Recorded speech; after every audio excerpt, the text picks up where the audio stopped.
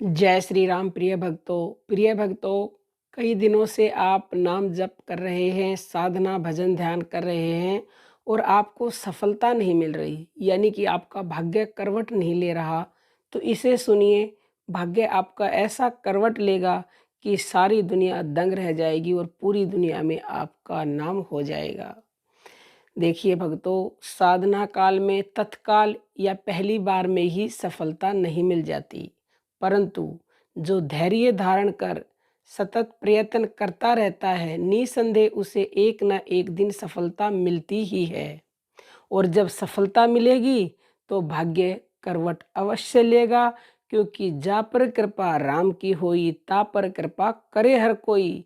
जब सफलता मिलेगी, भगवान की आप पर कृपा हो जाएगी और उसकी कृपा होते ही तो सारी दुनिया अपने आप ही आपके काम करने लग जाती है, दुनिया में आपका नाम होने हो जाता है। विफलता मिलने पर आपको कभी भी हिम्मत नहीं हारनी है। आपको हिम्मत और धैर्य के साथ अपने लक्ष्य की प्राप्ति के लिए प्रयत्नशील रहना है। लक्ष्य की प्राप्ति के लिए कोए की तरह चौकन्ना और बगुले की भांति प्रयत्नशील रहना है। जब तक लक्ष्य प्राप्त न हो जाए, तब तक आपको साधना में लगन के साथ तत्पर रहना चाहिए। जब तक लक्ष्य की प्राप्ति ना हो, यानी कि आपको भगवान की प्राप्ति ना हो, जो आप चाहते हैं वो आपको ना मिले, तो साधना के पथ पर आपको कभी भी हतोत्साहित नहीं होना चाहिए। इस छोटी सी उदाहरण के द्वारा समझिए। कहा जाता है कि शुरुआत में राजकुमार सिद्धार्थ वर्षों तक तपस्या में बैठे रहे। उनका शरीर अत्यंत जीर्ण शीर्ण और शक्तिहीन हो गया। भूखे प्यासे तपस्या में लगे रहने पर भी वे मार यानी कि कामदेव पर विजय प्राप्त नहीं कर पाए। उन्हें बोधित्व की प्राप्ति नहीं हुई। उनके मन में निराशा छा गई। वे सोचने लगे कि व्यर्थ ही घर परिवार का परित्याग किया, क्योंकि जब मैं स्वतः भी मार पर विजय प्राप्त नहीं कर सका, मुझे स्वतः भी मन की शांति की प्राप्ति नहीं हुई, तो मैं दूसरों को क्या शिक्षा दूंगा। लक्ष्य प्राप्ति किए बिना तो तपस्या निष्फल है। इसलिए अब तपस्या छोड़कर घर घर चलना चाहिए। व्यर्थ भूखे प्यासे रहने से क्या लाभ, ऐसा सोचकर वह तपस्या से उठे। सामने निरंजना यानी कि फल्गु नदी को जब निरंजना कहा जाता था, जिसके तट पर उस समय सिद्धार्थ तपस्या करते थे। नदी बह रही थी। उसके तट पर जाके उन्होंने हाथ मुंह धोया। अंजलि में जल भरकर वह पीने लगे। अचानक उन्होंने देखा कि एक गिलहरी उस निरंजना के जल में अपना शरीर डुबोती है और बाहर आकर बालू पर लोट पलोट होकर पुनः निरंजना के जल में अपने शरीर को डुबोती है। वे बहुत देर तक गिलहरी को बार बार इसी क्रिया को दोहराते हुए देखते रहे। विस्मित होकर उन्होंने गिलहरी से पूछा, गिलहरी तुम बार बार यह क्या कर रही हो।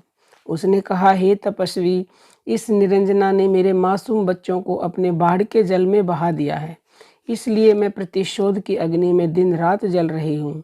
मैं प्रतिशोध स्वरूप इसे सुखाना चाहती हूँ, इसलिए मैं बारंबार ऐसा कर रही हूँ। तपस्वी सिद्धार्थ ने कहा, तुम कितनी भी देर तक ऐसा करती रहोगी, फिर भी यह निरंजना का जल कभी सूख पाएगा नहीं। गिलहरी ने कहा, चाहे मेरे कितने ही जन्म हो जाएंगे, लेकिन मैं तब तक अपने कार्य में लगी रहूंगी जब तक कि मुझे इसमें सफलता नहीं मिलेगी। तपस्वी सिद्धार्थ उसकी बातों को सुनकर भौचक्के रह गए। उन्हें बड़ा आश्चर्य हुआ कि यह गिलहरी कितनी लगनशील है।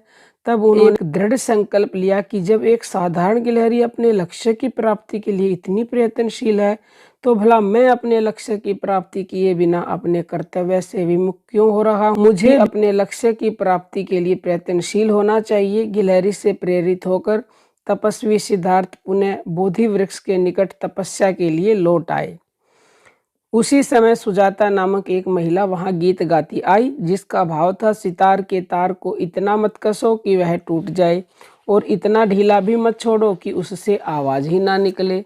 तपस्वी सिद्धार्थ को उसने बताया कि हे तपस्वी, बिना कुछ आहार ग्रहण किए तेरे शरीर रूपी सितार के प्राण रूपी तार टूट जाएंगे, तो फिर तुम साधना या तपस्या कैसे करोगे। उसने सिद्धार्थ को खीर खिलाकर आध्यात्म तत्व का क्रियात्मक उपदेश दिया और कहा कि अब तुम दृढ़ निश्चय के साथ साधना करो, निसंदेह तुम्हें सफलता मिलेगी। गिलहरी से प्रेरित होकर और सुजाता के द्वारा प्राप्त हुई खीर को खाकर तथा उससे आध्यात्म ज्ञान ग्रहण कर सिद्धार्थ दृढ़ निश्चय और लगन के साथ पुनः ध्यान में बैठ गए। ध्यान में उन्हें एकाग्रता प्राप्त हुई। उन्हें हृदय मंदिर में एक दिव्य प्रकाश का दर्शन हुआ।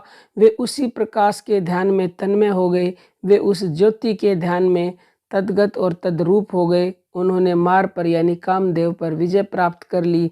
वे बोधिस्त्व अवस्था को प्राप्त हो गए। ध्यान की पराकाष्ठा में पहुंचकर वे सिद्धार्थ से अब बुद्ध बन गए। तो प्रिय साधकों, आपको इसका भाव, इसका अर्थ अच्छे से समझ में आ गया होगा कि साधना में कभी भी हार नहीं माननी है। कैसी ही परिस्थिति आए, निरंतरता के साथ, दृढ़ संकल्प के साथ, संकल्प में इतनी शक्ति होती है। सिद्धार्थ ने भी संकल्प लिया कि अब मैं बोधि ट्री के नीचे से उठूंगा नहीं जब तक मुझे बुद्धत्व प्राप्त नहीं हो जाएगा। तो ऐसा करने से उनको निश्चित ही ज्ञान की प्राप्ति हुई। परमात्मा के उन्होंने दर्शन किए, उनका अनुभव किया और आज उनका पूरी दुनिया में नाम है। उनका ऐसा भाग्य बदला कि पूरी दुनिया दंग रह गई। तो आप भी अगर चाहते हैं तो पूरी लगन के साथ, दृढ़ संकल्प के साथ, निरंतरता से नाम जप भजन ध्यान साधना करते रहें। कोई आपका प्रश्न हो कमेंट कीजिएगा। अब हम अपनी वाणी को विराम देते हैं। जय श्री राम प्रिय भक्त।